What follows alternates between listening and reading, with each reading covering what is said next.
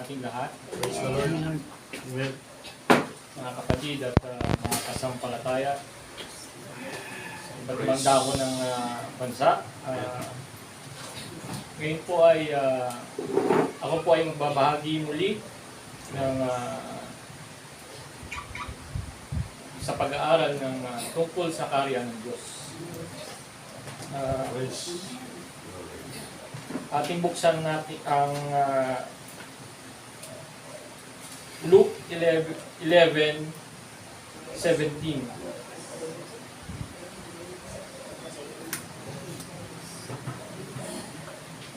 At ito ang sinasabi. Datapwat siya na ang nakakataho ng mga pag-iisip nila. Sa kanilang sinabi, ang bawat kaharian nagkakabaha-bahagi laban sa kanilang sarili ay magkakawatak-watak. At ang sangkabahayan na nagkakabaha-bahagi laban sa kanyang sangbahayan ay nagigiba. 18. At kung si Satanas naman ay nagkakabaha-bahagi laban sa kanyang sarili, paano mananatili ang kanyang kaharian? Sapagkat sinasabi ninyo sa pamamagitan ni Beelzebub na nagpapalabas ako ng mga demonyo. 19. At kung nagpapalabas ako ng mga demonyo sa pamamagitan ni Beelzebub, sa pamamagitan nino sila pinalalabas ng inyong mga anak. Kaya nga sila ang inyong magiging hukom. Verse 20. Ngunit kung sa pamamagitan ng daliri ng Diyos ay nagpapalabas ng mga demonyo, dumating nga sa inyo ang kaharian ng Diyos. Amen. Ang paliwanag po dito,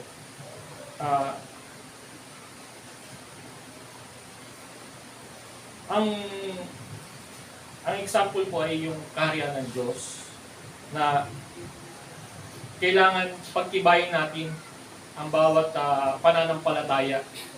Dahil kung ikaw ay mananatili sa sanglibutan na maging mapaghinala ka sa kapwa mo or mapag-isip ka kung ano na may masamang pag-iisip, ay kaya niyang sirain ang bawat nasa isang kaharian. For example, ang simbahan, isang ituturing natin kaharian. Halimbawa, kung tayo mismo ang hindi tayo magkakaisa or hindi tayo mag-uunawaan, hindi tayo magmamahalan, walang saysay yung pag-stay natin dito sa simbahan. Kasi unang-una, kaya nga tayo nagtitipon-tipon para isa kaluluwa natin ng Panginoon. Kaya pilitin natin na unawain natin kung ano man yung naging desisyon o kaya bigyan natin ng pagkakataon na mapag-isipan niya bago tayo mahusga or magsalita ng hindi maganda sa isang tao o kapwa natin. Or kung mayroon man nagawa yung kasamahan natin sa ating sarili, ipagdasal lang natin sa Diyos na maunawaan niya yung kung ano man yung gusto mong iparating sa Kanya, or kung may nagawa man na hindi mabuti yung kapwa mo sa iyo, talagang kailangan po ang pananampalataya ng bawat isa. At yun naman sa talata na Lucas 11:20, ngunit kung sa pamamagitan ng daliri ng Diyos ay nagpapalabas ako ng demonyo, dumating nga sa inyo ang kaharian ng Diyos.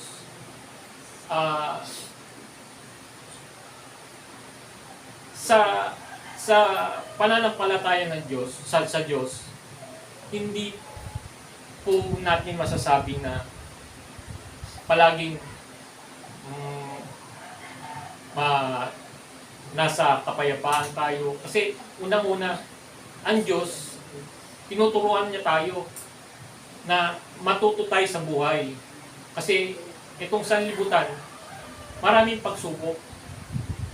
Kaya nga yung Diyos, binibigyan tayo, hindi porket binigyan tayo ng pagsubok o masamang pangyayari sa buhay natin, ay maging malayo na tayo sa Diyos. Ang importante, maging ano tayo sa faith natin.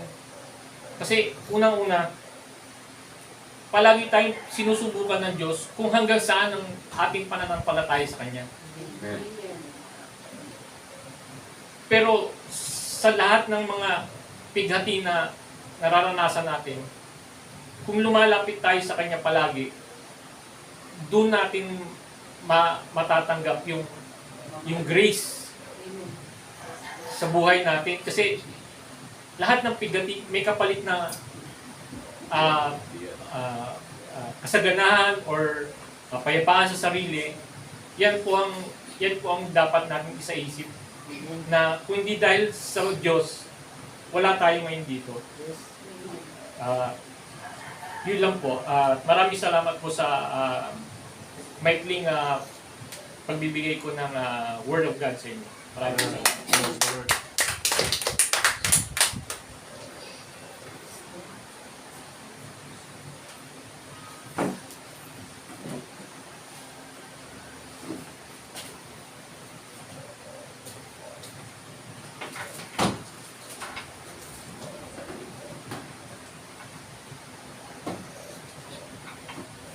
Good morning sa bawat isa. Ito yung araw ng pinagpala ng Diyos para atin magkampanan at mapakinggan ang mensahe sa unang araw. Sa Diyos ang pinakamataas na papuri. Hallelujah. Bago tayo po magtalakay ng mga ilang mga aral ng Biblia, ay nais ko pong ipaabot sa bawat isa, maging yung nagsusubaybay at mga tagasunod ng aral ng ating Panginoon Kristo, na sa araw na ito ay siya naming ipinagbubunyi o tinatanyag namin. Ito yung unang araw ng Sanlinggo. Amen. Kaya Luzon, Visayas at Mindanao, maging sa lahat ng dako ng buong mundo, ay pinaabot sa namin sa inyo ang isang happy first day of the week.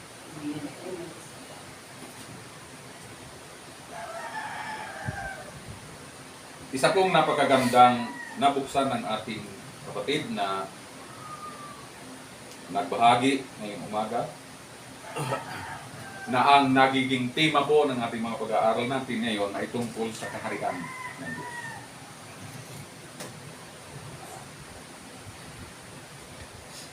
Ito yung aral, mga kapatid, na mula noon hanggang ngayon ay patuloy na pinaririnig sa bawat tao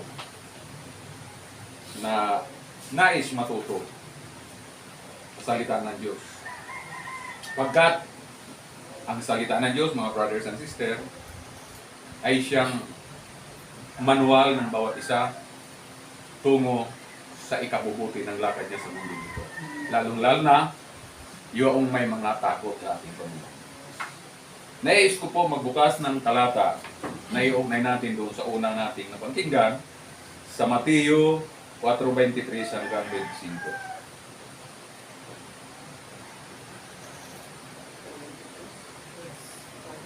Ganito po ang ating mababasa sa 23.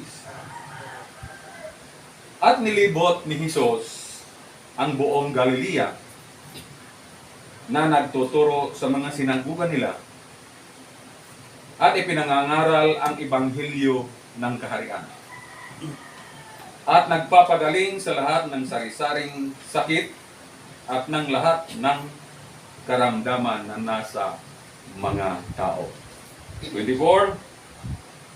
At lumaganap ang pagkabantog niya sa buong Syria. At kanilang dinala sa kanya ang lahat ng may karamdaman. At ang mga pinipighati ng sari-saring sakit at pahirap. At mga inaalihan ng mga demonyo, at ang mga himatayin, at ang mga lumpo, at sila'y pinagaling niya. 25, at sinundan siya ng lubhang karamihang tao mula sa Galilea at Decapolis, at Jerusalem at sa Judea, at mula doong dakong ibayo ng Jordan. So kung ating papansinin po, ang nakapaloob sa talata ay ang pangangaral ng ating Panginoong Kristo tungkol sa kanyang kaharian. Amen? Dito makikita natin kung gaano ang pagsisikap ng ating Panginoon na maipaabot o maiparating sa tao ang tungkol sa aral ng kaharian. Ayon sa kasaysayan, ang buong Galilea ay binubuo ng halos kulang-kulang o sobra 200 na bayan at lungsod. Noon wala pang taxi mga kapatid, wala pang Grab, wala pang motor o bisikleta. Tingnan natin kung gaano ang dinanas ng ating Panginoon na maiparating sa iyo at sa akin ang mabuting balita ng kaharian. Amen? Kaya po ang ministeryo natin bilang tagasunod ni Kristo ay hindi po gawang biro. Sakripisyo po. Amen? Kaya napakahalaga po na atin maunawan at maisip natin kung ano ang dinanas ng ating Panginoong Jesucristo para maipangaral itong mabuting balita tungkol sa kaharian. Anong itinuro niya tungkol sa kaharian ng Diyos? Amen. Saan ito tinuro? Buong Galilea, ng katulad ng nabanggit ko kanina, ito ay binubuo ng lampas 200 lungsod at bayan. Kung puro lang po naglalakad ang ating Panginoon, medyo mahaba-habang lakaran po ito. Amen?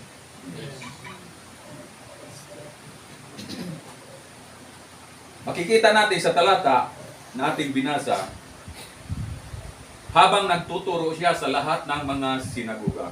Sa ating panahon ngayon, marami pong mga sinagoga. Ang tinatawag na sinagoga ay tipunan ng mga taong mananampalataya sa Diyos upang pag-aralan ang ebanghelyo ng kaligtasan. Amen? So doon at ngayon ay patuloy pa po na ipinangangaral natin ang tungkol sa kaharian ng Diyos. Sa mensaheng ito, mayroong bagay na magiging isang resulta sa pakikinig ng mabuting balita tungkol sa kaligtasan. Ano yon? Ito ay nagpapagaling sa lahat ng ating karanasan. Amen?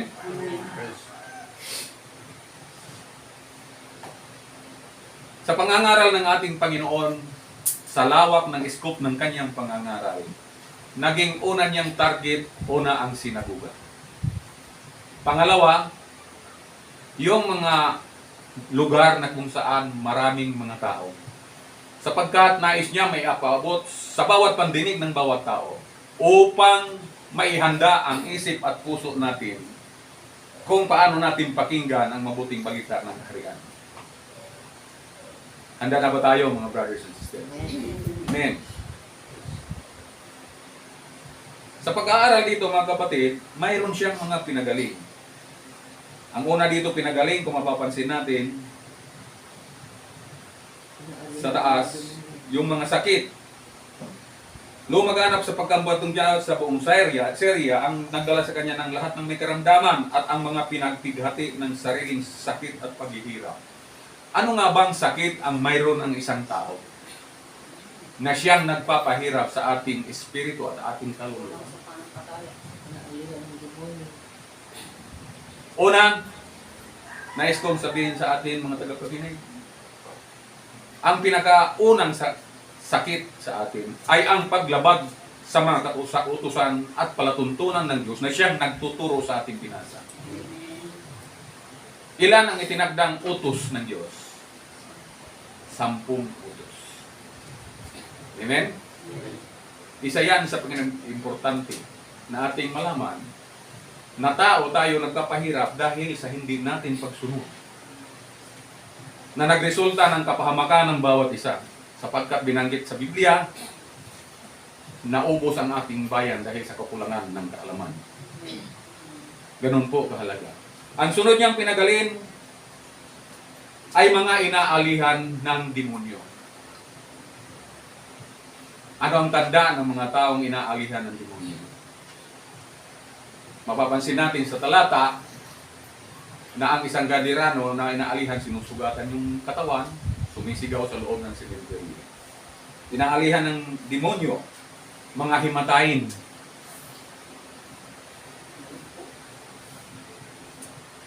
Ang mga himatayin, mga kapatid, ay isang kahinaan ng katawan.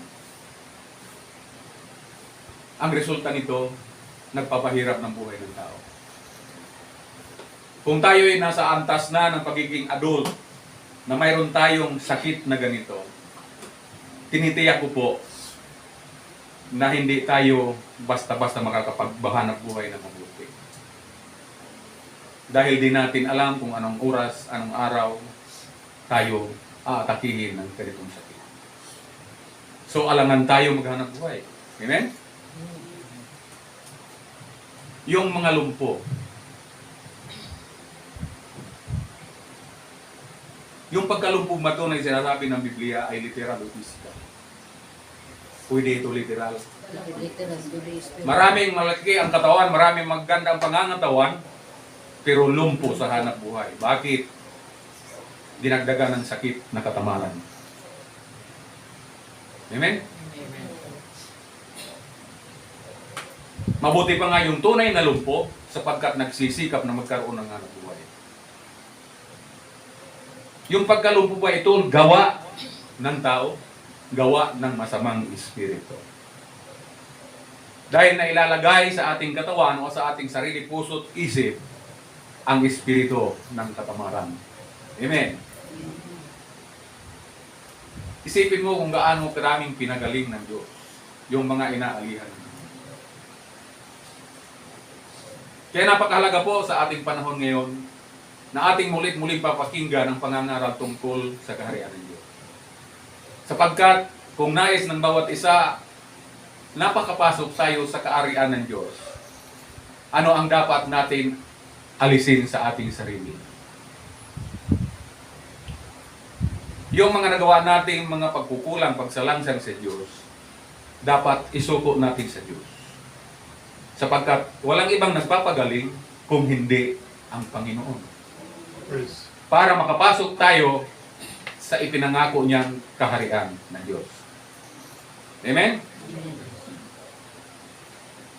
Itong mga bulag, mapapansin natin sa Jeremiah 11:3. Buksan natin.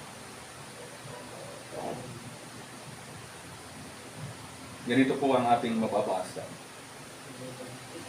At iyong sabihin sa kanila, ganito ang sabi ng Panginoon ng Israel, sumpain ang taong hindi nakikinig at mga salitang tipang ito. Anong binanggit sa Jeremiah? Sumpain ang hindi nakikinig sa tipang ito o kautusan ito. Yung mga bunga ng karamdaman, mga kapatid, ay bunga ng kasalanan. At ang kasalanan, ang bunga nito ay kahirapan ng ating kaluluwa. So, kinakailangan talaga maghanap tayo ng physician na magaling na walang iba ang ating Panginoon. Praise. Kaya ito ay panagpatiuna na para ang isang taong nais sumunod sa mabuting balita ng kaligtasan tungkol sa kaharian ay pinagpatiuna na mula sa lumang tipan hanggang sa kasalukuyan na ating binabasa ang bagong tipan. Sapagkat nais ng Diyos, mga kapatid, na ang bawat isa ay maligtas, huwag mapahamak. Kaya ipinangangaral niya ang tungkol sa kaharian. Sapagkat sa isang kaharian, dapat may kautusan lalaganap sa buong kaharian upang sundin ng namamayan sa loob ng kaharian. Kaya ang kaharian ito ay kaharian ng Diyos. Paano makakapasok tayo sa kaharian ng Diyos kung mayroon pa tayong mga itinatago na mga bagay na hindi kalugod-lugod sa ating Panginoon. Tingnan natin ang Deuteronomio 27:15. Mayroon dito mababasa mo.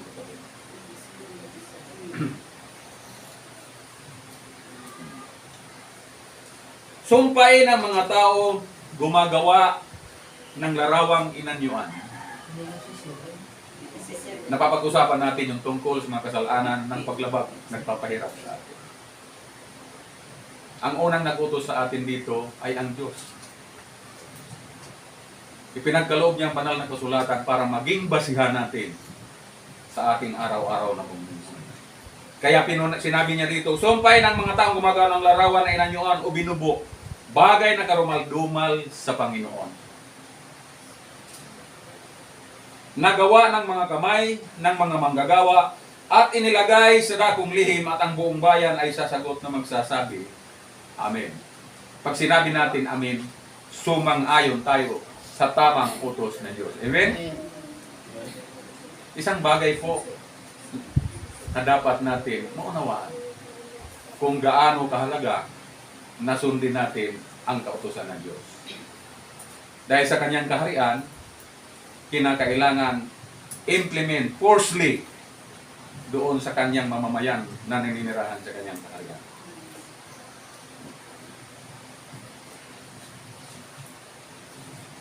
Ang purpose nito mga kapatid, upang maging isa tayong ganap na mamamayan, kinakailangan na ang bawat isa sa atin ay magkaroon ng total repentance. Praise God. Paano tayo makakapagsisi kung hindi natin pakikinggan ang mabuting balita ng Panginoon? O sa ating panahon, paano na tayo makakapagsisi kung hindi natin pakikinggan ang nagbibitbit ng aral ng tungkol sa kaligtasan? Kaya binanggit ng Mateo 6:33, seek ye first the kingdom of God and His righteousness, and all things shall be added unto us. Amen? Amen. Itong talatang ito, para sa lahat. Mabuti at masama ipinararating ito. Hanapin muna ninyo ang kaharian ng Diyos at ang kanyang katuwiran, at ang lahat ng bagay ay pawang idaragdag. Pero inuuna natin yung dagdag, hindi yung kaharian. Kaya resulta, nagiging masakitin ang maraming sa ating mga kapwa. Amen?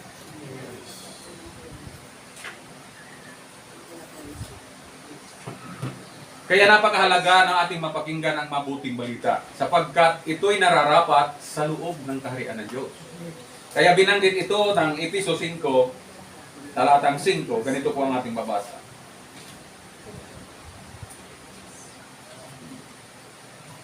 Sapagkat talastas ninyong lubos na sino mang mapaki-api, mga kapatid, o mahalay o masakim ng isang pagsamba sa mga Diyos-Diyusan ay walang anumang mamanahin sa kaharian ng Kristo at ng Diyos. Sarado po ang gate pag mayroon tayo dito o isa tayo dito kasama sa may mga gawain ganito. Gate close sa kaharian ng Diyos at ni Kristo. Amen? Sana wag tayo kasali dito. Sapagkat patuloy tayo na nag-aaral ng salita ng Diyos. Amen?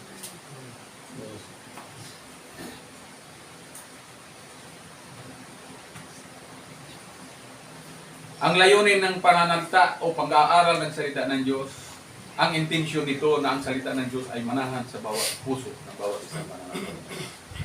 Sa anong purpose? Upang dito manahan ang kaharian sa ating puso. Amen?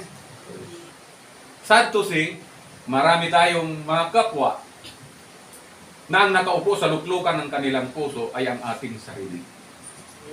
Ang Diyos nasa labas. Pag sumikapan ng bawat isa mga brothers and sisters, maging ang ating tagapakinig. Pagbulayan natin na ang dapat ang kaharian ng Diyos sa ating puso, siya ang uupo. Pag siya ang uupo, tayo ang susunod.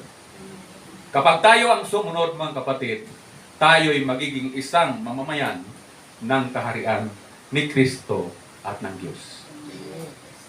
Kaya sa umagang ito, nagpapasalamat ako na sa aking maiksing pagbabahagi ay mayroon tayong napulot na mga bagay na dapat natin pagbulay-bulayan sa ating pagsunod. Maraming salamat sa lahat. Sa Diyos ang pinakamataas na papuri.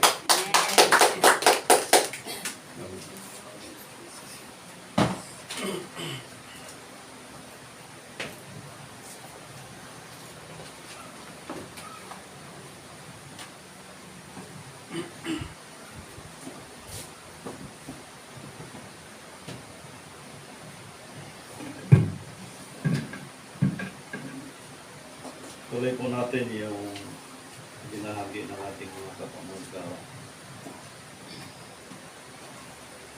Kanina po ang binahagi ko sa unang nating tagapagsalita ay Lucas. sa sulat po ni Apostol Lucas. Amen? At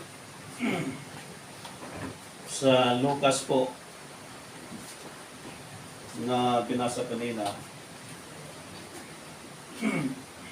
meron pong ilang chapter sa Lucas na atin pong makikita.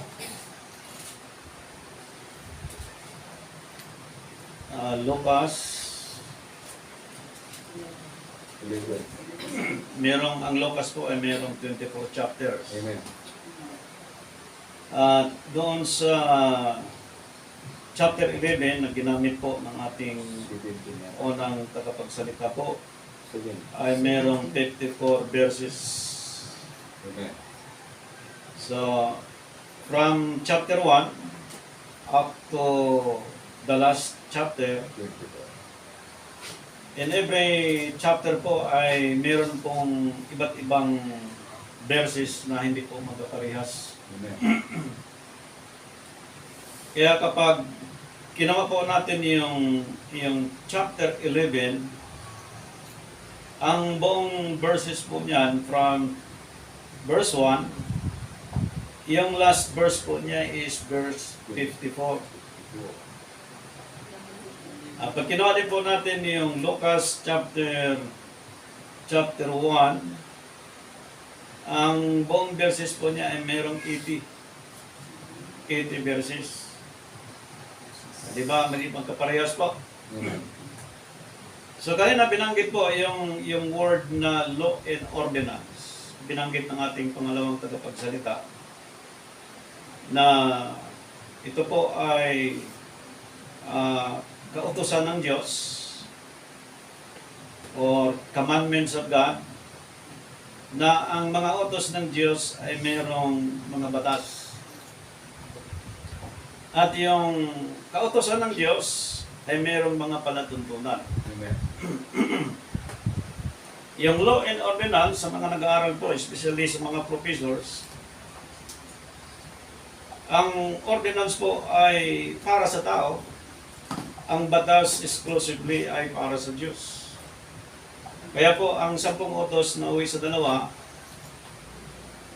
pag-ibig sa Diyos at pag-ibig sa kapwa, nasa 10 utos, 6 para sa tao, 4 para sa Diyos.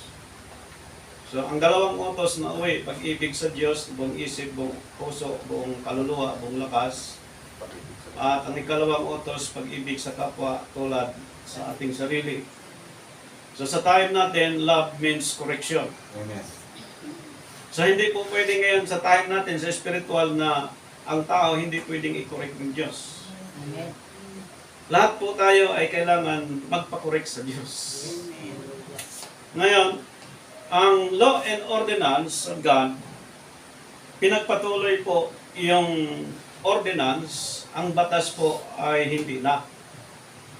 Ngunit pagdating sa kingship time ni Jesus Christ, the kingdom of God is not by milk or food and milk, but by power. Ibig sabihin, ang batas sa Old Testament, para po sa nag-aaral, no, hindi na ipinairal sa time natin, ngunit ang papairalin ng Diyos, yung kanyang kapangyarihan. Amen. So medyo mabigat talaga yun. Kaya kung ayaw natin sa batas, mas matindi ang kapangyarihan ng Diyos. Palo talaga po yan, matindi po mga kapatid. Kaya po pinag-aaralan talaga siya, tulad ng binahagi kanina, sapagkat napakalalim po yung pag-aaral tungkol sa kaharian ng Panginoon, sapagkat kapag spiritual ang pag-aaralan po sa kaharian, ang tanong, nasaan yung kaharian ng Diyos? Nasa puso ng tao. Gaano kalayo ang distansya ng kaharian ng Diyos sa tao? Di ba, sabi ni Apostol Mateo, at hands lang. Yung ganyang haba, isang meter ba yan? Half meter. Half meter lang yun. Half meter. Half meter? Opo.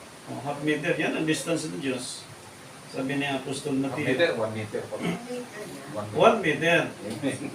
Kasi diskumpiyado ako sa Siko meter. pala ang half meter. Di, 1 meter, andito na. Oh. Sa paliwanag ni Apostol Pablo sa kanya pong sulat tungkol po dito, sa Acts chapter 8 verse 12, bilang pag-reconcile po doon sa pagbabahagi, no? Kagamat yun ay sagad na po sa katotohanan, may time pa po para i-share natin ng iba pong talata para sa pagpapatibay lalo. Okay, Babasahin po natin. pakibasa po.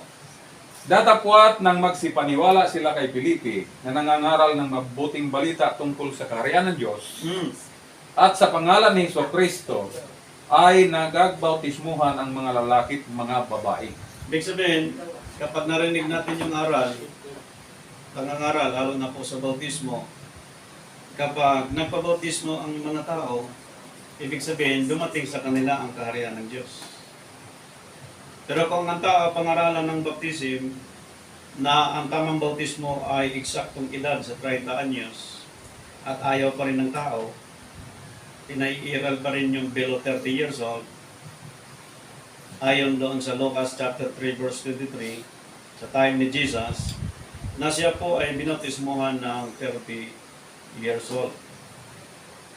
At nagsimula ang kanyang ministry sa edad pong 30 anyos.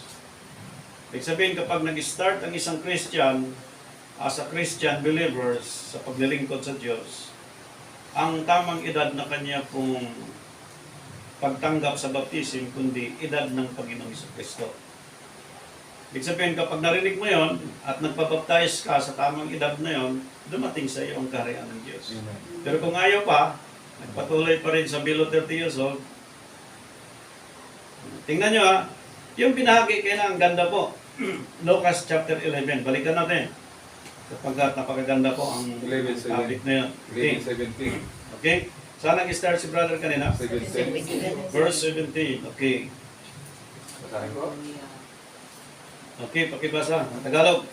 Datapwat siya ay nakakataho ng mga pag-iisip nila. Amen. Sa kanila ay sinabi, ang bawat kaharian nagkakabahabahagi laban sa kanyang sarili ay magkakawatak-watak. At ang sabahayan na nagkakabahabahagi laban sa sangbahayan ay magigiba. Pinagpatuloy natin hanggang 18.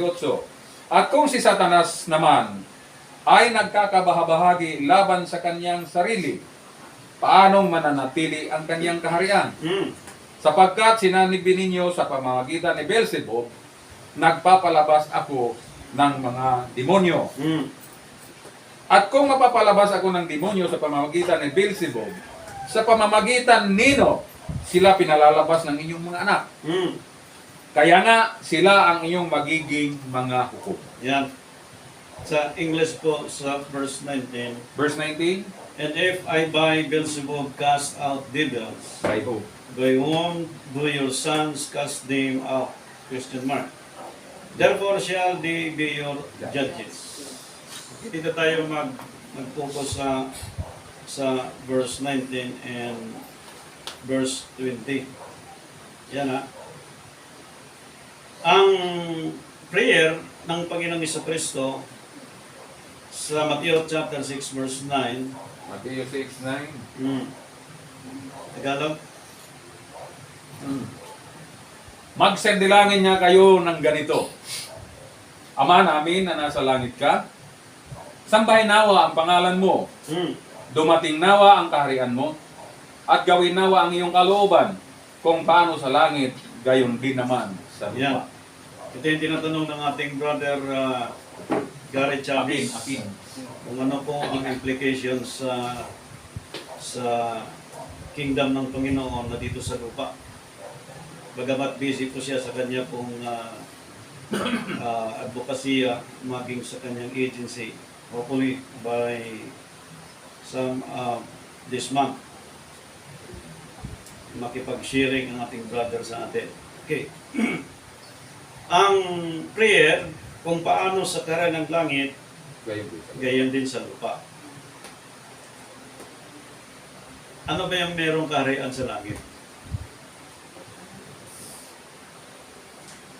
Ano ba yung langit? Luklukan ng Diyos. Lupa ng Diyos. Ang langit, luklukan ng Diyos. Di po ba? Amen. Na ang kaharian ng Diyos, 1 metros lang yung distansya, at ang sabi ng mga apostol, ang kaharian ng Diyos ay nasa inyong puso. Kapag yung luklukan ng Diyos, pag dumating sa iyo, yung kaharian ng Diyos at the same time, ano ang gagawin ng kaharian ito sa isang tao kapag siya po ay mananahan sa isang tao? Lilinisin. Kaya sabi dito sa prayer kanina, Sanctify. na meron pong nangyayari dito sa verse 19, at kung nagpapalabas ako ng mga demonyo, sabi ng Panginoon, sa pamamagitan ni Beelzebub, sa pamamagitan nino, sila pinalalabas ng inyong mga anak. So walang tao na nagpipray na nanghiling kay Beelzebub o sa evil nang hiling kundi sa Diyos. Noong nakita nilang ginawa ng Panginoon na lumabas ang masamang espiritu, gumaling yung may mga sakit, ang paningin ng mga tao sa pamamagitan ni Beelzebub. So lahat ngayon ng tao, especially the Christians, na nagpipray, ginamit ang pangalan in the name of Jesus Christ. And you evil, you Satan, in the name of Jesus Christ, get out. Lahat po ginagamit yan, Trinitarian, Roman Catholic, born again, lahat ginamit po yan. Ibig sabihin, kung tayo gumaling in the name of Jesus Christ, dumating na sa atin yung kaharian ng Diyos. Sa Roman Catholic, kung mayroong nagkasakit na pinagaling in the name of Jesus Christ, dumating sa kanya ang kaharian ng Diyos. Sa Trinitarian, sa born again, dumating na rin sa kanilang kaharian ng Diyos. Ang tanong, ang perfect birthday ni Jesus Christ, dumating na ba sa kanila? Dapat.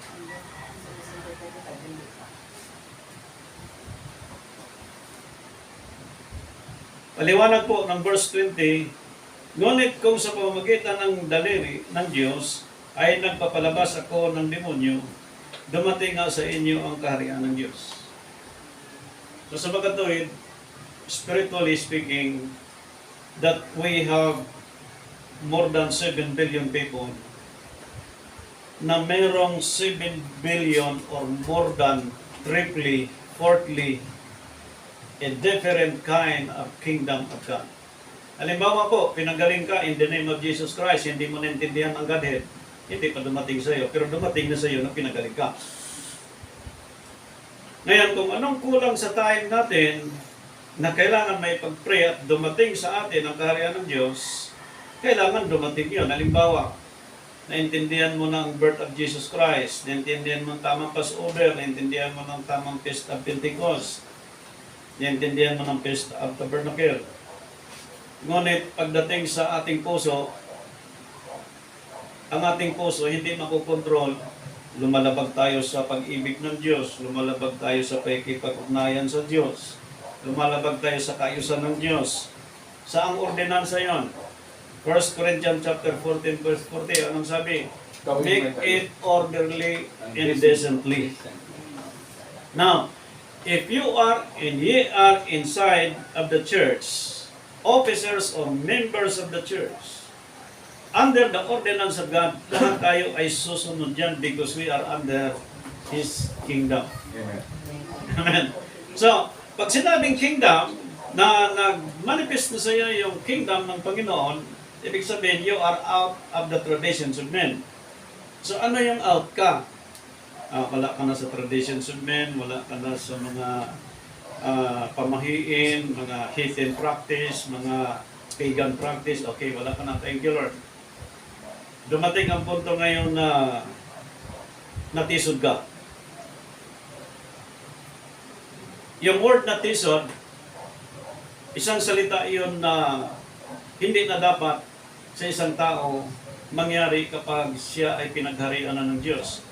Ang Christian po, mostly ang iniisip, kapag sinabing naghari na sa iyo ang Diyos, perfectly, yung the whole part of your body, kinikling mo na hindi ka na pwedeng matisod, hindi ka na manghina, hindi ka na mapikon, hindi ka na magagalit, hindi ka na maiinis. Ibig sabihin, ang buong katawang ito kapag control sa kingdom ni Jesus Christ, ibig sabihin, alam niya kung paano i-handle ito sapagkat ang lead sa kanya, Holy Spirit.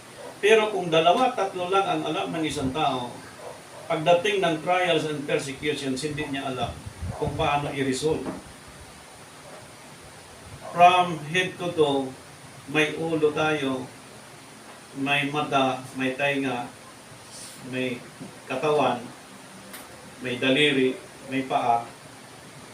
Kung bibilangin po yung parts of the body, ang dami. Parts of the body, fingers. Pag pinagharian ng fingers, hindi ka na pwede magnakaw. Pero kung pinagharian ng braso, ang fingers hindi, pwede pa magnakaw to.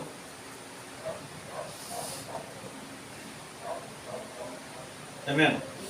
Pag ang bibig natin, hindi pinagharian pa ng Diyos, tayo nga lang, marunong lang tayo ng kinig, pero bibig natin, hindi pa pinagharian ng Diyos, blah, blah, blah, blah, blah, blah. Kung anong sinasabi natin, kasi pag pinagharian ng bibig natin sa kaharian ng Diyos, control siya. Kontrolado siya ang kaharian ng Panginoon. Tingnan niyo po, paano ini-enforce ang sistema ng kingdom ng Panginoon sapagkat if we talk about government, mas grabe ang panggobyerno ng Diyos, pero ipinakita na sa time nila ni David kung ano po ang mga proseso. Tingnan niyo po ha, matindi. Kaya mahirap po ang pagiging king, katulad nila ni David, Solomon sa mga time nila. At lalo na ang ating Panginoon sa Kristo, sapagkat siya ay Espiritu, at sa time natin, yung Espiritu na ito ay manahan sa dapat niyang panahanap. Kaya mayroong tinatawag na spiritual kingdom. Kaya hindi basta-basta ang implementation po dito, mga kapatid. Hindi siya 24 hours lang na kaya mong isurvive. Okay, tingnan niyo po ha. Meron na po tayong isi-share. Pakibasa mo na, Pastor, sa Isaiah chapter 8, verse 4. Isaiah chapter 8 verse 4. Dito po ang ating mababasa. Sapagkat bago ang anak ay matutong lumaing ng ama ko, at ina ko, ang mga kayamanan ng Damasco ay samsam sa Samaria at dadalahin sa harap ng hari ng Assyria. Tuloy po. Ang anak bago manghingi, itong samsam na ito na pinagmulan sa ang lugar, Sa Samaria. nasa plano na ng Diyos under the government of his time, like David time, meron na pong nakadesign na talagang ibibigay sa kanya. Kaya si David, hindi nakatakataka po sa pagiging king na talagang milyonaryo or bilyonaryo si King David. Na pagdating ni Solomon sa kanyang time, minana niya yon.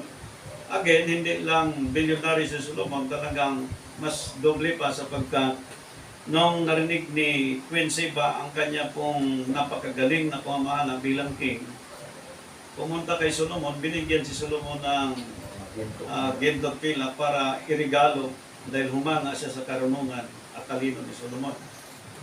Tingnan nyo ha. Pagdating po dito sa 2 Samuel chapter 3 verse 17. Verse 2 Samuel chapter 3 verse 17. Verse 17. Okay. Ganito po ang ating mababasa. At nakipag-usap si Abner sa mga matanda sa Israel na sinasabi, sa panahong nakaraan ay iyong hinanap si David upang maging hari sa inyo. Sino si Samuel? Sino si Samuel? Lingkod ng Diyos. Propeta ng Diyos. Okay? At normally, ang mga younger age nakipag-usap sa mga matatanda. Like, magtanong, anong plano, anong gagawin, anong maganda, sapagkat sa time noon ay meron ng mga hari na lumitaw like David and Solomon, na pagdating sa government, ang mga kasapi, no, sa panggobyerno, aalamin nila ang katulad sa time natin kung ano po ang saligang batas natin na pairalin na tayo ngayong mamamayan ay susunod po tayo. Like sa time ni David, pati mga propeta, una nakipagkonsulta sila sa Diyos at doon sa mga hari kung sino pong naka-assign na king. Hindi po basta-bastang magdesisyon ng ang isang platon para po sa kanyang pagkipaglaban against the enemy, kundi ipinaabot niya sa pamunuan kung paano po ang mga magagandang plano para maging matagumpay. At naging matagumpay ang time ni David at ni Solomon sa kanilang panahon. Talagang pinatnubayan sila ng Diyos. Okay. Dito naman sa isang scripture, bilang papatunay sa 1 King tayo. 1 King chapter 8 verse 1. Medyo mahaba po ang mga script nito. Shortcut lang natin ang ibang Okay. paliwanag. Okay. 1 King chapter 8 verse 1. Kunin nyo lang yung mga versikulo at aralin nyo lang po. Nang magkagayoy pinisa ni Salomon ang matatanda ng Israel at ang lahat ng pangulo sa mga lipi Mm. at ang mga prinsipi ng mga sangbahayan ng mga magulang ng mga anak ni Israel Mm. sa Haring Salomon sa Jerusalem Mm. upang iahon ang kaban ng tipan ng Panginoon Yun. mula sa bayan ni David na siyang Siyam. So, from David times to Solomon, up to Rehoboam, anak ni Solomon. So, yung sistema ng panggobyerno ni Solomon, sinundan niya mula sa kanyang tatay. At nung namatay si Solomon, sinundan din ng kanyang anak na si Rehoboam. Ibig sabihin, hindi dapat magkaiba ang implementation sa panggobyerno sapagkat iisa lang yung panggobyerno na pinairal ni King David at ganon din kay Solomon, ganon din kay Jeroboam. Okay. Pagdating dito sa isang paliwanag ko sa Hosea chapter, okay, dito lang tayo sa 2 King. Medyo mahaba po ito. 2 King chapter 23 verse 1. Verse 1. At ang hari ay nagsugo at pinisan nila sa kanyang ang lahat ng matanda sa Huda at sa Jerusalem. Mm. So may quorum po na ginagawa ang panggobyerno ng mga hari sa unang nagdaan na pinipisan niya, ginagadog na, minimitig niya ang lahat para po sa gagawin nila, lalo na sa mga matatanda na may mga tungkulin sa loob ng kaharian. Amen. Sa time natin, especially the church, ang banggit ng ating kapatiran, na ang church po ay kailangan merong board. Merong board of trustee. Na kung ilan ang board of trustee sa panig ng material, kapag material po ang plan ng church, ay involve po ang board, paano po ang magagandang mga plano. Pagdating po sa spiritual, both board and trustee or head of the church ay pinag-uusapan po ang panig sa spirit para po ang magiging mission, ika na, ay magiging matagumpay. Like the time of David, Solomon, and Jeroboam. So also in our time. So pagdating sa spiritual time, sa time po natin, ang ipinakita po pagdating sa theocratic form of government. Ito po ang malinaw. Exodus chapter 19 verse 3 19 verse 3. ng Exodus. At si Moses ay lumapit sa Diyos at tinawag ng Panginoon na sila mula sa bundok. Na sinasabi, ganito mo sasabihin sa sangbahayan ni Jacob at sasaysayin sa mga anak ni Israel. Sinong kinausap ng Diyos? Si Moses. Moises. Diba po? Si Moises nagsabi ng katotohanan sa mga tao in terms of theocratic government kasi po ang nag-order kay Moises, Diyos. So pag naglingkod ka sa Panginoon at binigyan ka ng tasking, tungkulin, duty sa Panginoon, ang nagbigay sa iyo niyan Diyos. On that kind of tasking, which is comes from God, na pagdating ngayon sa kanyang kingdom, na yung tasking binigay sa isa't isa sa atin, kapag merong isang bahagi sa ating katawan na hindi pa pinagharian ng Diyos, hindi niya basta-basta may enforce ang panggoberno by His own will. Pagdating sa family, maaaring ma-divide ang family at hindi nagkakaisa sapagkat ang kalahati pinagharian ng Satanas, ang kalahati pinagharian ng Diyos. Kaya ang division inside of the church or even in any family, nangyayari po sapagkat maaaring 1/4 in favor of Satan, maaaring 3rd part in favor of God, na yung buong family ay hindi po nagkaisa. So, how can you and we enforce or this 197 nations to enforce about Jesus Christ government? So, manatili lang tayo as a Christian. Christian ka lang, Christ believers ka lang, pero wala kang implementation sa iyong government. And every nation po, bawat bansa, nagsisikap na ang bawat bansa, kung ikaw presidente, na maluwalhati mo ang iyong time na ikaw ay umupo in 6 years para sumikat ka sa Amerika, sa Japan. Ang bansa natin po medyo gumaganda. Ika nga. Okay. Yung iba naman ang sabi, hindi. Yung iba naman ang sabi, gumaganda. So, ang kaharian ng bansang ito nahati din. Amen. Pero ang law and ordinance, hindi nagbabago, which is the saligang batas. So, sa time natin, as a human, ipinakita po dito yung theocratic government, yung instruction ng Diyos kay Moises, yun din po ang instruction sa atin. Anong sabi ng Diyos kay Moises sa Exodus chapter 13 verse 4? Lumabas kayo sa buwang ito na ang buwang ito ay Abib. So anong buwan yun? Buwan po ng Hebrew calendar. Amen. At yung Hebrew calendar,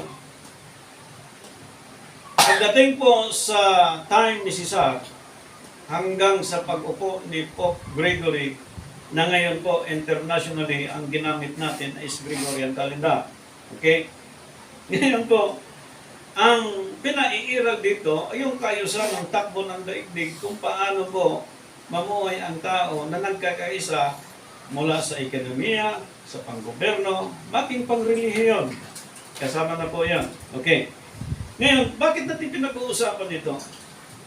Dahil pag sinabi theocratic government, form of government, ibig sabihin po, kailangan galing sa Diyos. Ngayon, paano natin makita ang Diyos ay Espiritu?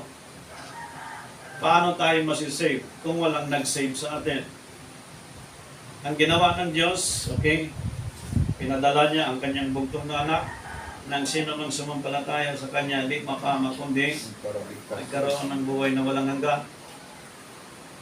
Sinong tumanggap kay Kristo, sinong kumilala kay Kristo, by grace, saved na siya by Christ. Kaya sabi ng iba, kami bang nasa grace, hindi saved? You are saved in Christ. That is a good question, or that is a good answer. Pag sinabi kami bang nasa grace, hindi kami saved? You are saved in Christ. Kasi po, yung iba gusto lang sa grace, manatili lang sa grace, na inisip nila, saved na sila. Yes. May kaligtasan sa gospel of grace. Pero hindi ikaw, kundi kay Kristo. Na itong mga saved in Christ, by the gospel of grace, pagka nakareceive siya ng kingdom, susunod siya ngayon sa proseso ng kingdom. Iyan ang theocratic government ng Diyos na ginawa niya kay Moises at tinuro ni Moises sa lahat ng tao. Ngayon, if you are the servants of the Lord, pastors and bishop ka, cardinal ka, kailangan mong ituro ito sapagkat ang time natin ay form ng theocratic government under Jesus Christ government na kapag tinanggihan mo ang kaharian ng Panginoon in how many parts of our body na kailangan po pagharian ng Panginoon, bibig natin, mata natin, tainga natin, at tingin ka nga lang ng mahalay sa isang babae, nagkakasala ka ng pangalan niya. So, we need the kingdom of our Lord Jesus Christ. Kailangan ipa-under mo itong mata, yung tainga mo, yung bibig mo, yung katawan mo, yung daliri mo, lahat ng bahagi ng ating katawan. Pastor, napakahirap niyan. Yes, napakahirap niyan. Pero walang mahirap sa Diyos. Kaya may kanta eh. Walang mahirap sa iyo. Amen.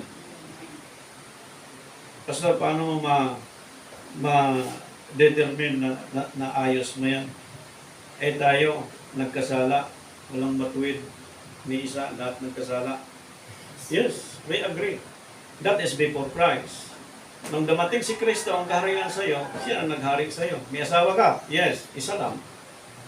Pag ginawa mong dalawa, hindi naghari siya si Kristo. Pag ginawa mong tatlo, lalo na. Naglingkod ka sa Panginoon? Yes. Pastor ka? Yes. Bishop ka? Yes. Cardinal ka? Yes. Hindi ka na nagtatampo sa iyong kapwa, pastor. Ay nagtatampo pa rin. Hindi pa dumating sa iyong kaharian ng Diyos. Sabi ng Biblia, ang galit mo kung paglubugan ng araw. Pag pinaglubugan mo ng araw yon, ang naghahari sa iyo, galit. Hindi na ang Diyos. Pastor, naglingkod naman ko, nag-pray. Yes, tinuruan ka na ng Diyos. Dumating sa iyong kaharian, natuto ka mag-pray. Pero, kung hanggang ngayon sumasama pa ang ating loob sa ating kapwa, hindi ka pa pinagharian ng patience. Hindi ba? Kasi po, kwentahin mo, sa mga doktor, magaling sila dyan. Ilang parts ang ating body sa buong katawan? 100. 100? Ay, 100 siya sa kapuan, pero mayroon 75% water, 25 bacteria. Kung gaano karami ang parts ng ating katawan, kailangan control ito ng kaharian ng Diyos. Sa paghanap buhay, sa paglalakad, sa pananalita, sa pakikipag-usap, sa pag-iisip. Kaya po binanggit ng Scripture, study the deep things of Satan, also study the deep things of God. Study lang, huwag mong pakialaman yun. Dahil pag nag-aaral ka about the deep things of Satan, mga kapatid, parang nasa planetang hindi mo masabi. Aralin mo lang yun. Aralin mo siya, hindi ibig sabihin gawin mo, kundi aralin mo siya para maiwasan mo. Ang kaharian ng Diyos, distance lang. Pag dumating sa iyo yun, ibig sabihin, from here to control. Kung nagalit ka, pwede. Pero huwag mong paglubugan ng araw. Pwede kang magalit, pero huwag kang magmura. Dahil lahat naman tayo ay nagagalit. Pero after how many hours na pagbuloy-buloy mo, hindi ito ang kaharian ng Diyos. Amen. Dati maramot ka. Ngayon kung hindi ka na maramot, ibig sabihin dumating na sa iyo kaharian ng Diyos. Amen. Dati pag pinagalitan ka, nagtatampo ka. Pero nung dumating sa iyo kaharian ng Diyos, hindi ka na nagtatampo. Tingnan yung pagbabago ng Diyos, mga kapatid. Dati, lasinggo ka. Nung dumating sa iyo kaharian ng Diyos, hindi ka na naging lasinggo. Dati, talamak kasi pagsisigarilyo. Nung dumating ang kaharian ng Diyos, tumigil ka na sa pagsisigarilyo. That is a simple identification about the kingdom of God. Dati, wala kang kaibigan. Pero nung dumating sa kaharian ng Diyos, ang dami mong kaibigan.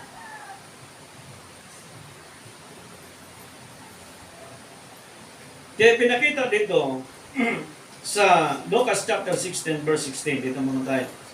Lucas chapter 16 verse 16 about spiritual kingdom. Lucas 16.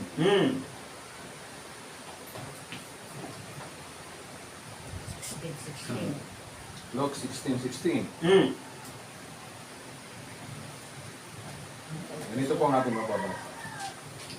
Ang kautusan at mga propeta ay nanatili hanggang kay Juan. Mula noon, ang ebanghelyo ng kaharian ng Diyos ay ipinangangaral at ang bawat tao ay pumasok doon ng Yeah. pipilit. Yung kaharian ng Diyos, yung pangangaral tungkol sa time na yon hanggang kay Juan lang. Then papasok na po si Jesus Christ as a King of Kings and Lord of Lords. Ang sabi sa Revelation, pakibasa mo na sa Revelation, as the King of Kings and Lord of Lords.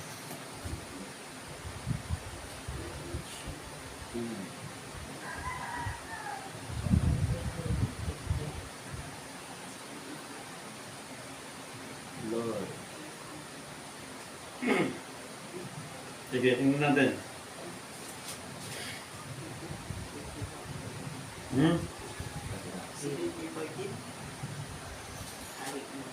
Dito na?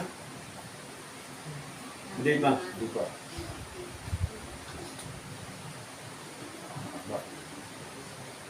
Revelation. Yan yung mabilis nating research. Sa anak-anak tulog.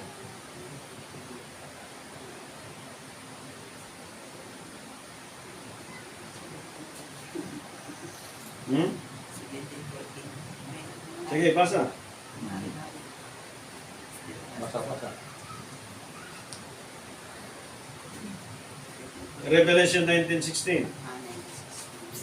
Revelation 19:16.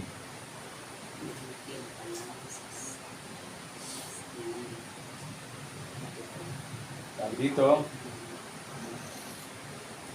16. At siya'y mayroong isang pangalang nakasulat sa kanyang damit at sa kanyang hita, hari ng mga hari at Panginoon ng mga Panginoon. Chapter 17, verse 14. 17 verse 14.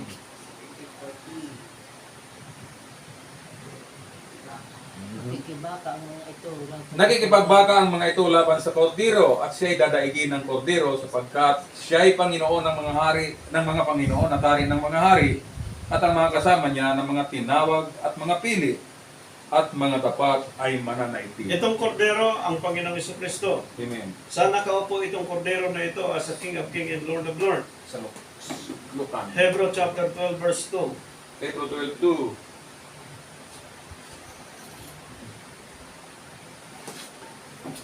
Namasdan natin si Jesus na gumawa at sumakdal sa ating pananampalataya na siya dahil sa kagalakang inilagay sa harapan niya ay nagtiis ng cross Yan.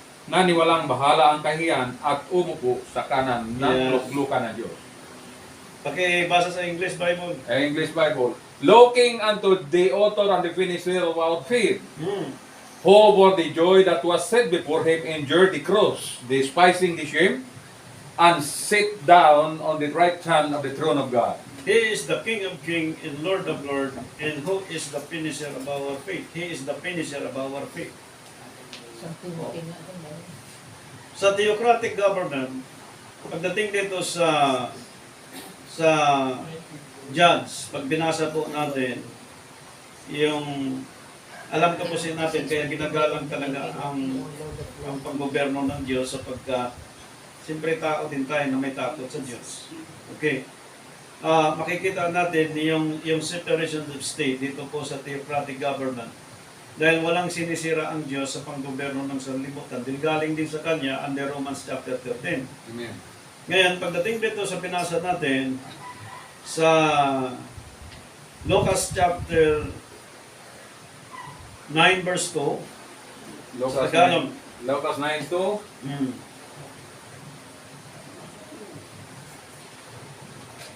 Tagalog. At sila'y sinugo niya upang ipangaral ang kaharian ng Diyos at magpagaling ng mga may sakit. Yan. So, yung pagka-utos ng Diyos sa mga apostol, hanggang sa time natin sapagkat sa Romans chapter 11 verse 29, ang kaloob hindi nagbabago, Amen. na yun din po ang ating sinusundan ngayon sa time natin. Kaya po, ang pagka-paliwanag dito ng Panginoon doon sa Lucas na binasa ng ating kapatid in verse 20, na ang sabi doon sa English, medyo maganda doon sa English pakinggan. Lucas 11:20. Mm. Lucas 11:20. Ganito po ang ating mababasa sa English. Lucas chapter 11 verse 20. But if I with the finger of God cast out devils, no doubt that the kingdom of God is come upon you. Yan. Pag dumating ng kaharian ng Diyos, ang Diyos na ang masusunod sa Kanya sapagkat ang sinabi ng Panginoon na kung gumaling ang isang may karamdaman at tinanggap ng isang tao, in the name of Jesus Christ, dumating sa kanya ang kaharian ng Diyos. Kaya pag dumating sa kanya ang kaharian ng Diyos, ang makikita sa kanya ang implementation ng kanyang kaharian. Sabi sa prayer, kung paano sa langit, Ganun din. gayon sa lupa. Dating sa Philippians chapter 2 verse 9 and 10, all knees shall bow, heaven, earth, and under the earth. So, ang panggobyerno ng Diyos, kapag umiiral na sa Kanya, malalaman natin saan nagmula ang panggobyerno ng Diyos. Under Isaiah chapter 9 verse 6, sa Kanya ibigay yung pamamahala, tatawagin siyang Prince of Peace, Counselor, and Everlasting Father. Ang panggobyerno ilalagay sa kanyang balikat. Okay. Now, as a Christ believers today, sa time natin, ang tanong, bago naging king si Kristo, pinanganak mo na. Ang tanong, kailan pinanganak ang hari? Lucas 1:26. Pag sinabi natin December 25, pwede naman yun. Kung may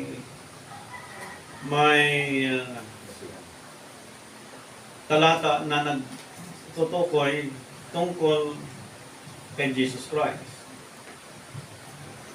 Ngunit wala tayong ibang nakikita na sinabi ng Scripture base sa theocratic form of government na sinabi ng Diyos kay Moises, yun din ang sinabi natin ngayon. Anong sabi ni Apostol Lucas in chapter 1 verse 6? Dumating si Gabriel sa ika-6 na buwan. At yung ika-6 na buwan sa Gregorian calendar from Hebrew or lunar or Julius Julian calendar or lunar calendar, yung 30-31, walang problema yon. Ngunit ipinakita yung Gregorian calendar which is 6 months sa time ni Mary na dumating si Gabriel na ang Gregorian calendar sa ika-6 ay June. At nung bilangin niyo po ang June, from June up to the 9 months, June, July, August, September, October, November, December, January, February, March. March po ang 9 months ng bata sa tiyan ni Mary. Ang tanong, anong pizza? Dahil ang pizza po ay importante. Na kahit ay pinanganak, may pizza din.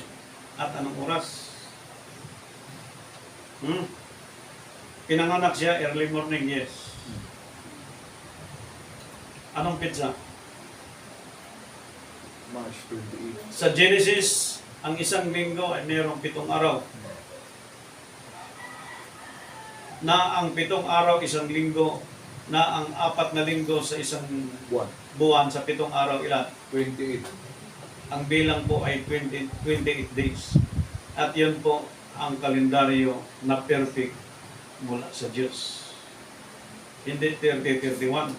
Sapagkat ang 30-31 sa pag-ikot ng daigdig na ito, na may leap year, may common year, pag binilang mo from the year 1 up to the present, ang competition po every year ay merong 29 days na sobra.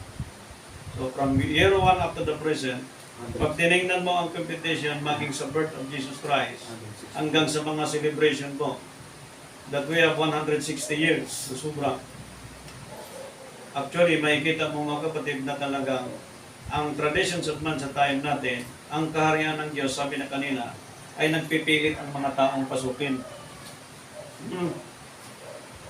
Papasok tayo sa ganitong church kasi magaling ang preacher. Papasok tayo sa galing church kasi mahusay ang preacher. Pero tanongin mo yung preacher, magkanong bayad? 30,000, 40,000. Doon tayo mag-uusap. Hindi tayo mag-uusap sa pagalingan sa pulpito.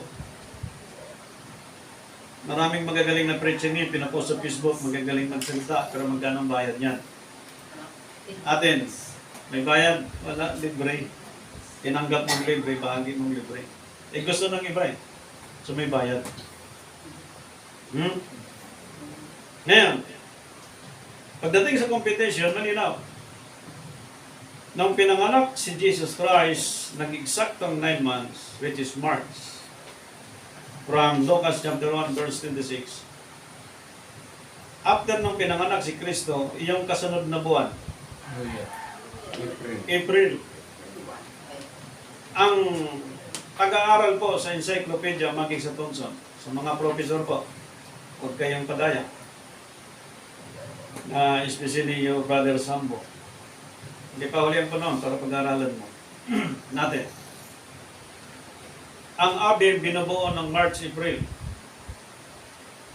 Na ang March ay nakadesign sa birth of Jesus Christ, ang April nakadesign sa first month of the year ni Jesus Christ sa ibabaw ng daigdig na ito. Meaning, New Year. if there is 25 calendar which is birth of Jesus Christ na dineclare ng buong daigdig na ang New Year ay January 1, tama yon para sa daigdig na ito, pero mali sa paglilingkod sa Diyos. In other words, if we took the kingdom of God through Jesus Christ under His government in this spirit time, ang daigdig na ito, and supposedly ang lahat ng mga tao, wag na lahat, na may ilan po talagang pananahanan ng kaharian ng Panginoon. Pag pananahanan ka ng kaharian ng Diyos, ibig sabihin, hindi mo malaman ang Godhead kung hindi mo alam ang perfect birth ni Jesus Christ. Hindi ka mapagharian ng buong pagkatao mo kung hindi mo alam ang perfect birth of Jesus Christ. Ibig sabihin, tao ka, nagkamali, nagkasala, kahit papaano. Pero alalahanin mo ang birth ni Jesus Christ na pinunawa sa inyo at sa akin. Yun po ang naglilinis sa lahat ng karamihan sa bawat bahagi ng ating katawan. Kaya pag alam mo ang perfect birth ni Jesus Christ, lahat po hanggang Godhead, alam mo yan. Lahat ng traditions of men, alam mo kasi ipaalaala sa iyo ng Espiritu ang tamang implementation. That is also the time of Moises na tinuruan siya about the theocratic government in favor of God Almighty. Also in our time. Yeah. Hindi basta-basta ang kaharian ng Diyos. Actually, ang Bible school nagtuturo tungkol paano ka magturo, paano ka mag-preach, paano ka mag-start ng preaching, paano mag-conclude, paano mo i-climax ang pagtuturo. Tuturuan tayo. Salamat sa Diyos. Pero kailangan nating malaman, professor ka man, preacher ka, pastor sa time natin ngayon, kailangan natin malaman ang perfect birth ni Jesus Christ. Why? Sapagkat yun po ang pinaka-mechanism sa lahat po ng aral sa ibabaw ng daigdig. If you doesn't know the perfect birth of Jesus Christ, hanggang ngayon hinihintay mo pa ang kaharian ng Diyos at hindi darating. Sabi ng Biblia, habang may naghihintay, hindi siya darating. But today, hindi na natin hinihintay sapagkat dumating na sa atin ang Panginoon. That is why nakatayo tayo at pinagpatuloy natin ang perfect birth of Jesus Christ, perfect Sabbath of Jesus Christ, perfect day of His resurrection, perfect Passover, perfect Pentecost, perfect Feast of Tabernacle, perfect New Year. Hallelujah. Amen.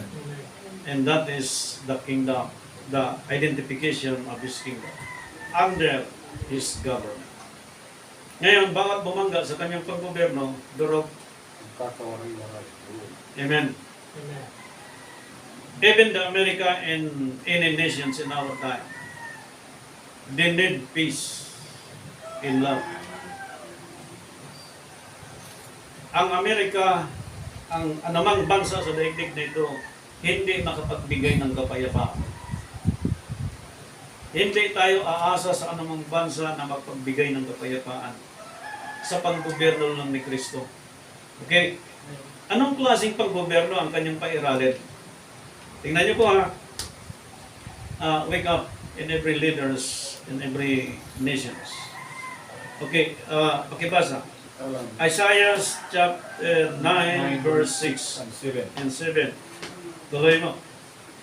6 and 7, Isaiah. English Bible. Chapter 9, verse 6 and 7. Ganito po ang ating mababasa. For unto us a child is born, unto us a son is given, and the government shall be upon his shoulder. And his name shall be called Wonderful, Counselor, the Mighty God, the Everlasting Father, the Prince of Peace. Verse 7, of the increase of his government, peace there shall be no end. In. Upon the throne of David and upon his kingdom, to order it and to establish it with judgment and with justice from henceforth even Yes. forever. The seal of the Lord of hosts will perform Ang this. panggobyerno lang po na makapagbigay ng kapayapaang walang hanggan. Ang panggobyerno lang ng Diyos. Amen. In the name of Jesus Christ. Yan lang ang tanging panggobyerno. Kaya po, isinishare natin sa lahat at sa sino man ang pag-aaral na ito sapagkat minsan lang ang buhay. Kahit nakahiga ka sa ginto, wala ka sa panggobyerno ni Jesus Christ, ang tanong, saan papunta ang iyong espiritu, kaluluwa? Eh, pastor, tiyak na yan kasi Christian ako eh. Yes. If you are a Christian, there is a salvation through Jesus Christ. Dahil hindi ako ang Savior, hindi kayo ang Savior. Hindi tayo ang Savior. There is only a Savior in our time in the name of Jesus Christ. Eh kung nakahiga ka sa ginto at pinagharian ka ng Diyos, ay salamat sa Diyos. Tiyak ka sa eternal life. Pero kung ang katawan hindi nagpailalim sa paghahari ng Diyos sa time natin, saan pupunta? Okay, tingnan natin ha. 1 Corinthians chapter 5. 1 Corinthians chapter 5. Anong verse? Chapter 5 ba? Chapter 11. Sige, basa. 1 Corinthians Chapter 11, 25. Sino nagkakalam? Sapagkat, yun. Yung nakakita. Ito yung, kaya't ang sino man kumakain ng tinapay. Hmm. Hmm? 1 Corinthians. 1 Corinthians chapter 11 verse 27. Simulan natin. 1 Corinthians chapter 5 verse 4. Verse 4, tataas lang. Verse 4. Hindi po ang ating mapapasa. Ang bawat lalaking nananalangin o nanguhula na may takip ang ulo ay nawawala ng puri. 1 Corinthians chapter 5 verse 4. Verse 4. Pangalan ng ating Panginoon. 5 verse 4, sorry. Sa pangalan ng ating Panginoong Hesus, Hmm. nang nangagkakatipong kayo, Hmm. at ang aking espiritu na taglay ng kapangyarihan ng ating Panginoong Hesus. Ibig sabihin, kailangan sa pagtitipon, taglay ang espiritu ng Panginoong Jesucristo. Amen. Amen. Kaya, taglay ang kapangyarihan ng ating Panginoon Jesucristo. Sinabi pong kapangyarihan, kingdom yan. Okay. So, 5. Upang ang ganyan ay ibigay kay Satanas sa ikawawasak ng kanyang laman, Hmm. upang ang espiritu ay maligtas sa araw ng Panginoong Hesus. At sinabing, day of our Lord Jesus Christ, day of His kingdom, day of His government, day of His implementation of His government. So, ang katawan, hindi tayo papayag na ibigay lang kay Satanas. Ang katawan, gagamitin na sa paglilingkod. Pag sinabing, go away from the traditions of men, hindi go away. Kung makijoin pa ang tao, ibig sabihin, hindi pa talaga dumating sa kanyang karya ng Diyos. Strictly speaking. So pag namatay ang isang tao, natulog ang isang tao, titiyakin niya ang kanyang katawan sa Diyos. Nan bago siya pumikit ang mata, ang kanyang katawan, na ibigay sa Panginoon na sa temple of God. Amen. Eh, kung nakahiga ka sa ginto, actually, ang katawan kapag hindi po napagharian ni Kristo, alanganin pa po yung espiritu na babalik sa Diyos. Kasi po, may eternal death eh. Ang sabi ni Paul, datnan kayong buo Thessalonica, body, soul, and spirit. The day of the Lord, sa kanyang coming time, spiritual, body, soul, and spirit. Pero dito, ibigay ang katawan kay Satanas. Kapag hindi niya nasunod ang pag-ahari ng Diyos sa kanyang sarili. Ibigay ang kanyang katawan kay Satanas. Ang tanong, sino may-ari ng kamatayan? Satanas. Diyos o Satanas? Tignan natin. Hebrew chapter 2 verse 14. Chapter 2 verse 14. Ganito po ang ating. Dahil sa ang mga anak ay may mga bahagi sa laman at dugo, siya na may gayon din nakakabahagi sa mga ito, upang sa pamamagitan ng kamatayan ay kanyang malipol yaong paghahari sa kamatayan. Sa makatuwid baga ay ang Diablo. Nagari ng kamatayan, Diablo. Kaya sabi ni Paul, body, soul, and spirit, lahat ng buo. Sa time natin. Pag dumating ang kanyang kaharian, yung body niya out of the traditions of man. Ang kanyang soul out of traditions of man. Ang kanyang spirit, ganun din. Bakit po? Sapagkat yan ang time manifestation ng Espiritu ni Kristo. Saan yun? Romans chapter 8, verse 9. Romans 8:9. Datapwat kayo wala sa laman, kundi nasa Espiritu. Kung gayo'y tumitira sa inyong Espiritu ng Diyos, datapwat kung wala ang sinumang walang Espiritu ni Kristo, siya'y hindi sa Kanya. Yun. Ang sino mang walang Espiritu ni Kristo, hindi sa Kanya. Pag pananahanan yung katawan, may Espiritu ni Kristo, sa Kanya yun. Pag panahanan ng kanyang kaluluwa, sa Kanya yun. Pag nahanahanan ng kanyang Espiritu ni Kristo, siya sa Kanya. Kung pananahanan lang po yung soul and spirit, yung katawan hindi, yung katawan ibibigay kay Satanas. Papayag ba ang tao? Walang papayag. Kaya po, pinag-uusapang mabuti ito ang tungkol sa karya ng Panginoon. Yung sabi doon, darating siya maaring sa hapon, maaring gabi, hating gabi at umaga. Ngayon, darating siya na walang nakakaalam. Ay paano kung meron kang galit sa iyong kapwa, kalaban? Sama ng loob sa kapwa pastor, sama ng loob sa mga taong naglilingkod sa Panginoon. Ilang araw, linggo na yan. Huwag palabugan ang araw ng iyong galit. Ay kung dumating ang Diyos, hindi ka nakipag-reconcile doon sa mga tao at pumikit ang iyong mata. Kaya ako iniisip ko mga kapatid sa time ko. Diyan po nagdadala sa Kung may galit sa akin ng tao po, saan nagagalit sa akin ng tao? Actually, ang iniisip ko lang, ang nagalit sa akin ng tao, nagtuturo lang ako ng tama. Hindi ako nangulikta ng bayan. Hindi ako nangulikta ng ganito. Minsan, ang mga kapatiran, pag sinabi, Pastor, huwag mo nang bayaran yan. Bakit? Yan ang conviction sa kanya. Pastor, huwag mo na isauli yan. Pastor, yan para sa'yo. O ito rin para sa'yo. Give and take. Walang pressure na off. Hindi ako pwede mag-press pag walang 10,000. Hindi ako pwede mag-press walang 5,000. Hindi ako maglalagay ng bodyguard sa gilid ko para mag-preach ako para lang merong secure sa akin. Hindi. Ibig sabihin po, sa time natin kapag pinagarihan ka ng Diyos, sikapin natin, every now and then, titiyakin mo the way you decide, the way you think, na talagang kung may nagalit sa iyong tao, secured ka na wala kang ginawang mali. Dahil pagdating ng panahon, ipagsusulit mo sa Diyos yun. Amen? So, dumating ang Diyos, anytime, walang nakakaalam, meron kang pighati, meron kang galit sa iyong kapwa, ay pag pumikit iyong mata, ang tanong, saan pupunta yung Espiritu mo? Mag-condemn na yun. Alam mo yung mag-condemn na akong sa Bisaya. Yung kaluluwa, kung saan na lang nagpupunta eh. ano papapalo. Samantala, nung buhay ka pa, make-up ng maganda, nagpa-blotatayong ka pa, nagpaputi ka pa, nagpaganda ka pa, lahat na, bihis ka pa, ikot-ikot ka pa sa namin. Pero pag namatay ng isang taon, nagkondena ang kaluluwa, kahit pinakamaruming lugar, susuotin niya yun. Naghahanap siya ng kapahingahan. Pero yung espiritu niyan, kapag pumasok sa isang tao na wala sa paglilingkod sa Diyos, kung anong klaseng espiritu yun, ikokontrol ka noon. Kaya pagdating sa church, pag nakita ng isang pastor niya na pinahalan ng kaharian ng Diyos, kita sa'yo na may espiritu kang iba.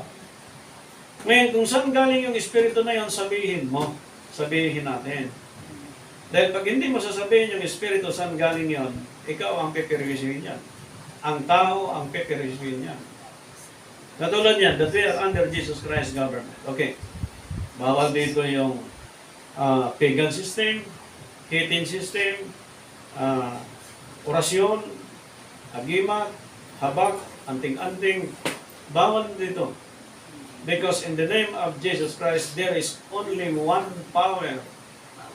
Shall can do and cast out even the evil or Satan, in the name of Jesus Christ. Amen. Wala nang habak yan, wala nang ano. Pero kapag naglilingkod ka sa Diyos under Jesus Christ government, meron pa tayong habak, meron pa tayong pamahiin, meron pa tayong mga tinatago ng mga anting-anting. Kita tayo mga kapatid. At yan po ang nagbibigay ng hadlang, ng struggle, ng division, ng delaying, sapagkat ayaw ng Diyos na meron po siyang Kalaban. meron siyang ayaw niya, kasi God is jealous. Ayaw niyang meron kang inaasahan. Gusto niya siya lang. Amen. Amen. Pastor, paano yung katulad ng aming ginawa ni Pastor Armando, si-share ko lang. Meron kaming ano doon, may anting-anting binigay sa akin ng mga nakabalot pa. Binili pa namin ng 1,500 o 3,000. Eh, surrender mo sa Diyos, sunugin natin. Sunog. Pero ang tagalan niyang umatin sa Panginoon dahil ang instruction sa kanya nung bumili ng agimat na yon, itago mo yan dahil pagka winalang mo, babalik sa iyo yung sakit. Di, sabi ko, sinong may kapangyarihan? Si Jesus Christ o yan? Masoko mo sa kay Jesus Christ yan. Sinunod yun. Kaya pala pag umating kami sa gawain, kasama namin yung mga yon, napapansin ko may ugali na parang iba. Sabi ko, baptized na to in the name of Jesus Christ. Bakit may espiritong pasingag-singag? Ay nalaman namin. Sinunod namin ni Pastor Armando. Sa tulong ng Panginoon, sinipalit sa atin.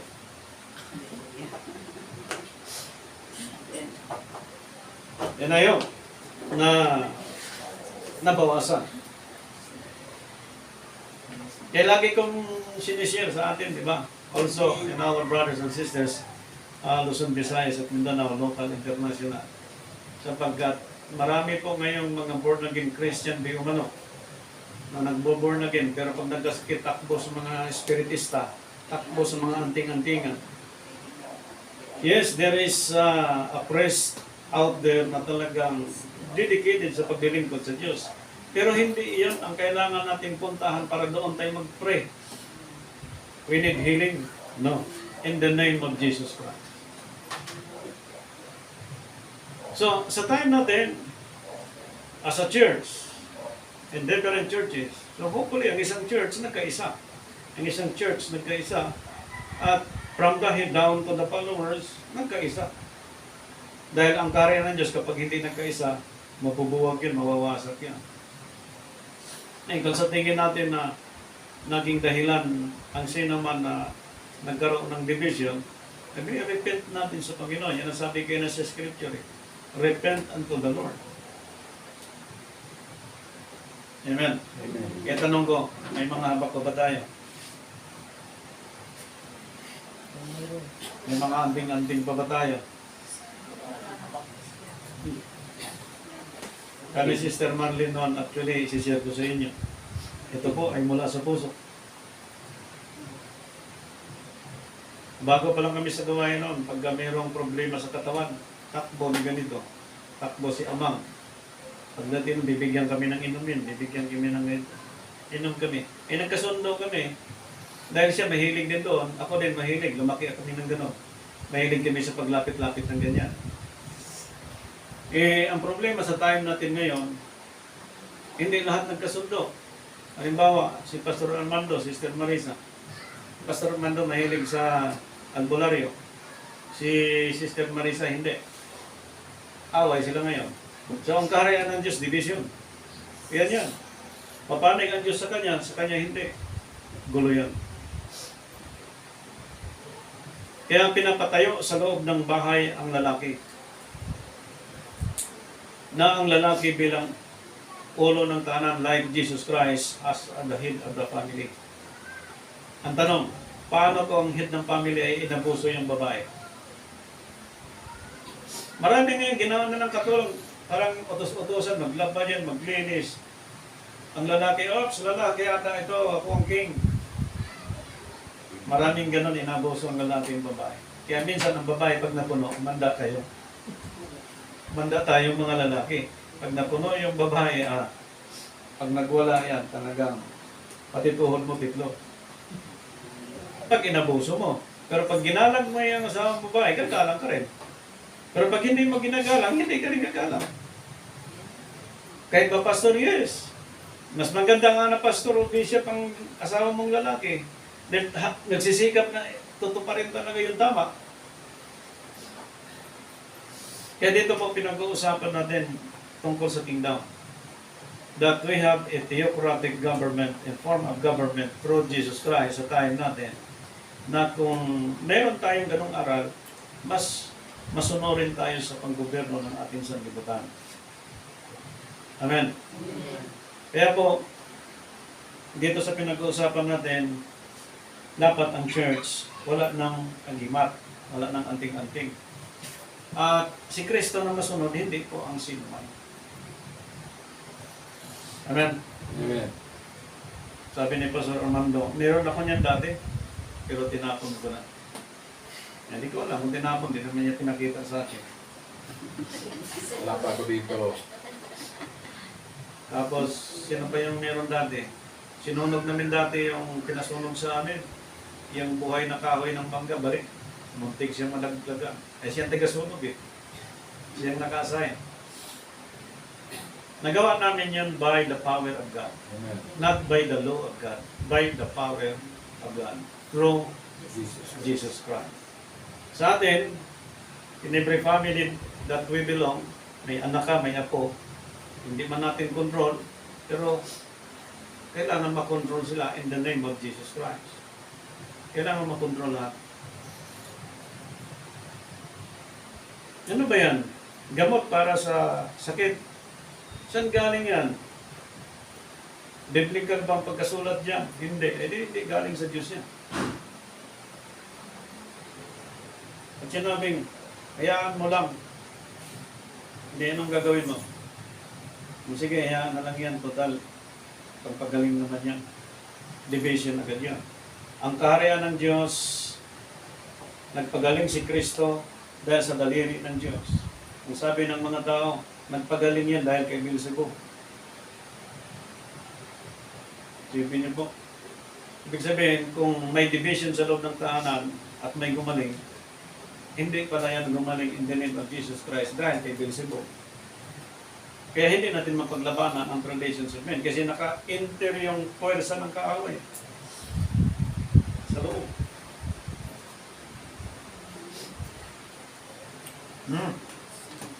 Kaya po itong pinasalamatan natin sa Diyos na itong kaharian ng Panginoon, ito ang ating kailangan at kailangan ng buong daigdig. Amen. Ang pag-ibig mo hindi nagkukulang. Ang pag-ibig hindi nag-uugaling mahalay. Ang pag-ibig ay hindi... Minsan iniisip ko iniisip ko minsan sa aming mga panig, hindi kaya minsan tayo nagsasalita lang pero hindi natin tinatupad. Sabi ng minsan may nagsabi sa akin, yung sinasabi ko raw, iba sa aking ginagawa. Iniisip ko, ano yun? Kasi minsan meron tayong mga sinasabi na ang ating sinasabi, taliwas doon sa gawa. Pag tinabi natin, tayo ba ay umiibig sa ating kapwa? Lahat ay sumisigaw, amen. Naibig mo na ba si kapatid? Hindi ko. Ewan ko. Hindi ko Ang church, malakas magsigaw ng amen Pag sinabing, inibig mo na ba ang iyong kapwa? Amen. Inibig mo na ba ang iyong kapatiran? Ay, hindi pa ako nalapitan Sister Marlene, pag sumama ang loob sa akin to, alam ko na to kung paano po sabihin. Maglalaba ako, maglilinis ako. Pag nakita niya yan na medyo pagsipag ako sa loob ng bahay, yan na, nagsisimula, mag-uusap na kami niyan. Patigasin pala siya. Pero pag nagpa-sinter kami, walang mangyayari. Bira sa loob ng bahay. Hindi under desire. Kasi yung under desire, iba pong usapan yan. Amen. Amen. Yung pagtulong-tulong sa loob ng tahanan, yung pagmamahal, yung pagtutulungan, yung pagkaintindihan sa isa. bilang lingkod ng Diyos. Yan ang utos eh, yan ang law and ordinance of God. Oh. At sinabi natin, naniwala ba tayo na si Kristo pinanganak sa tamang kapanganakan? Ano yun, ang buwan? March. Under Lucas chapter 1, dumating 6 months, ang 9 months niya is March. Ang first month niya is April. Kaya merong 25, merong New Year. Celebration yan. Ang mechanism niyan kay Kristo. Amen. Hindi kay Nimrod. Hindi kay Isbistos. Hindi yung Diyos-Diyosan ng pagano na nag-celebrate ng December 25. Amen. Pag mali ang mechanism, kahit po ang pinakamagaling na invention ng makina, kapag mali ang mechanism, mali na rin po yan. Pag pinatakbo mo ang isang sasakyan na mali ang foundation ng mechanism, sabi ko nga, ang pinaka-testing sa isang makina na talagang matibay, kung hindi mo kayang punta ng Baguio, akyat ka ng Antipolo. Pag nag-overheat yan, ibig sabihin, mahinang makina. Sa time natin, sa pag-ahon ngayon, sa pagsubok, sa problema, pamilya, tradition, ano man ang ating paglilingkod sa Diyos, kapag puro galit ang nasa isip at puso mo, parang umakyat ka ng bukid na hindi kaya ng makina. Ibig sabihin, mali ang mechanism. May mali na mechanism sa puso natin. Amen. Amen. Ako may mali eh. Ako marami akong mali. Marami akong pagkukulang sa Diyos. Lahat tayo, maraming pagkukulang sa Diyos. Hindi ko inano ang sarili, ini-extreme pagdating po sa paghahari sa Panginoon, sapagkat Diyos lang nakakaalam kung saan part sa aking katawan na kulang. Tayo din lahat. Amen. Kayo, sa inyong mga apo, sa inyong mga anak, sa inyong mga kamag-anak. Amen. Kaya, itong kagandahan na ginawa ng Diyos po sa buhay natin, na lahat libre. Lahat hindi tayo naniningil. Amen. Lahat po iniibig natin. Ang kaaway mo pag nagutom, kainin. Pakainin. Pag nauhaw, inumin. O saan ka lalagay doon? Ngunit, meron talagang mga trouble, mga sigalo. Yan ay testing sa atin kung talaga tayo pinagharian na ng Diyos. Amen. Amen. Kaya tayo ay Ministry of Reconciliation, Pastors and Bishop, Local International. Sabi ng 2 Corinthians chapter 5, verse 18. Bakit ba namamanhik sa inyo ang Diyos? Second Corinthians 5:18. Sa 2 Corinthians chapter 5, Verse 18 at 20. verse 8, chapter 5. Okay. 2 Corinthians chapter 5, verse 18. Datapwat ang lahat ng mga bagay ay pawang sa Diyos, Amen. na pinagkakasundo tayo sa Kanya rin sa pamamagitan ni Kristo, at ibinibigay sa amin ang ministeryo ng pakikipagkasundo. 19. Sa magkatuwid baga na ang Diyos kay Kristo ay pinagkakasundo ang sanlibutan sa Kanya rin, na hindi binibilang ang kanilang mga kasalanan at pinagkakatiwala sa amin ang salita ng pakikipagkasundo. Okay. Pinagkatiwala sa kanila ang ministeryo kay kipagkasundo. Okay, thank you Sister Bilya sa camera. Thank you sa pag-play mo. Paki-off ng camera. Thank you.